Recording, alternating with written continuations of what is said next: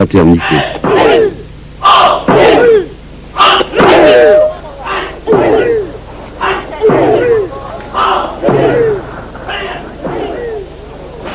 De nos jours, la ville de Naha est une métropole moderne, entièrement reconstruite après les bombardements américains de 1945. Mais au cœur de cette cité grouillante, on trouve encore de petits dojos fidèles à la tradition.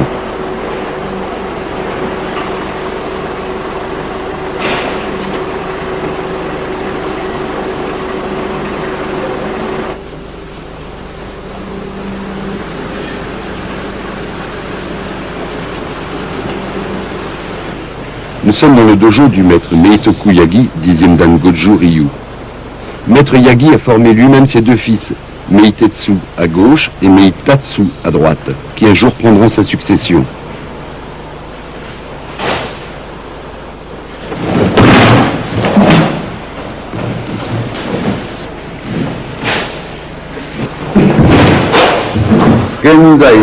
En ce qui concerne le karaté moderne, j'ai l'impression qu'il y a une tendance à faire de plus en plus du Jiu-Kumite, c'est-à-dire du combat libre, mais dans lequel on ne trouve pas tellement les véritables techniques du karaté, celles qu'on étudie dans le kata, mais plutôt des mouvements proches du kickboxing.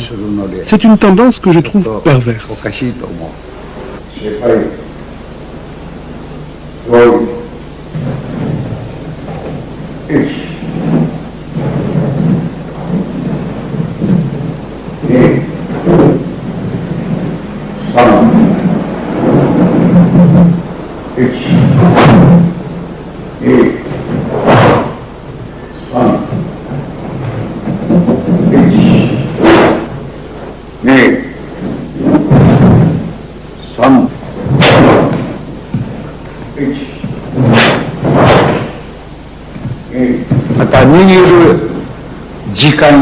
Contrairement à une opinion répandue, autrefois en karaté, on utilisait beaucoup plus la main ouverte que le poing fermé.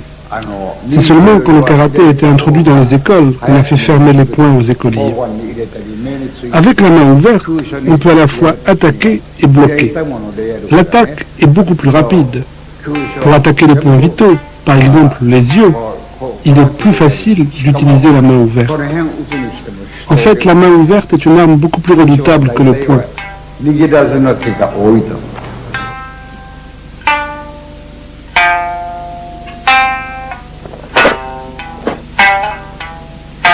À Okinawa, l'entraînement au bord de la mer est une tradition. Les frères Yagi viennent régulièrement ici afin de travailler les bunkai, les applications du kata qui se pratiquent avec un partenaire, loin des regards indiscrets. Chaque kata possède ainsi une version qui s'exécute à deux et permet de comprendre le sens martial de ces techniques.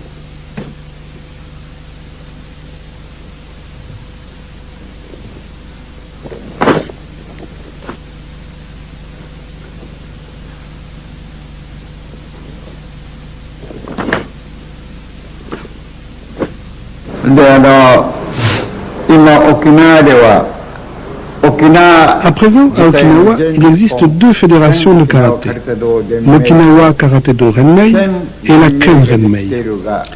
Cette seconde fédération s'est inspirée des katas japonais, c'est-à-dire des katas tels qu'on les travaille au Japon. Ils ont évolué, ils sont différents des katas originaux, ceux que nous travaillons ici à Okinawa.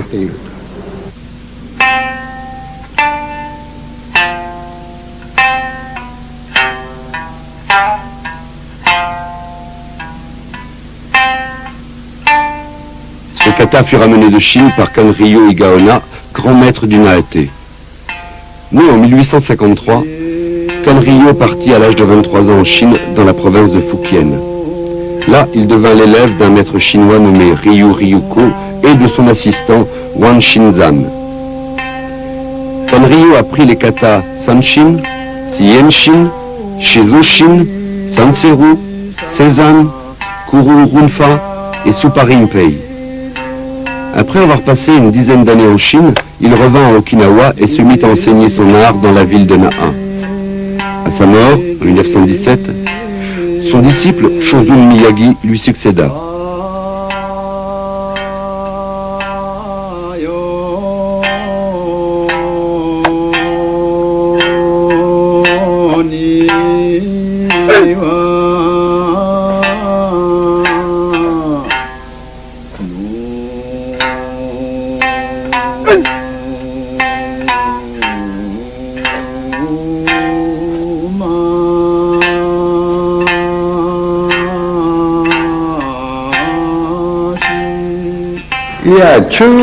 Autrefois, le karaté de maître Miyagi s'appelait Todie, la main de Chine, parce qu'il avait appris son art en Chine.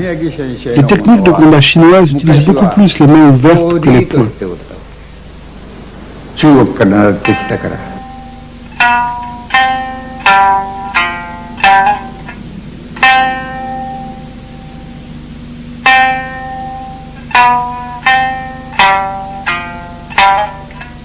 Né en 1888, Shojun Miyagi devint l'élève de Kanryo Igaona à l'âge de 14 ans. 13 ans plus tard, en 1915, Miyagi partit lui aussi en Chine, dans la province de Fujian, où il resta une année. Peu de temps après son retour, Igaona mourut.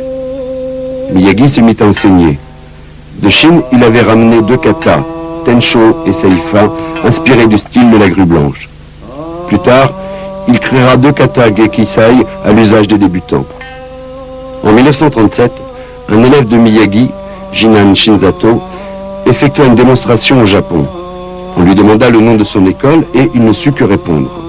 À son retour à Okinawa, il raconta sa mésaventure à Miyagi. Celui-ci, s'inspirant d'un poème chinois tiré du Bubishi, le classique martial, tout dans l'univers respire du Ryu, nomma son école Goju Ryu, de Go la force et Ju la souplesse.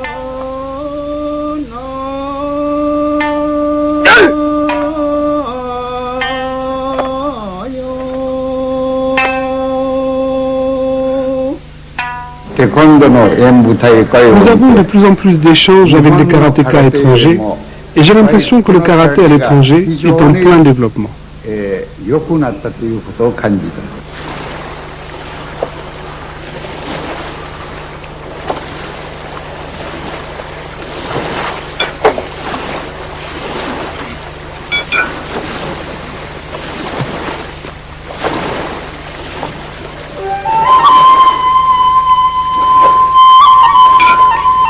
Après la guerre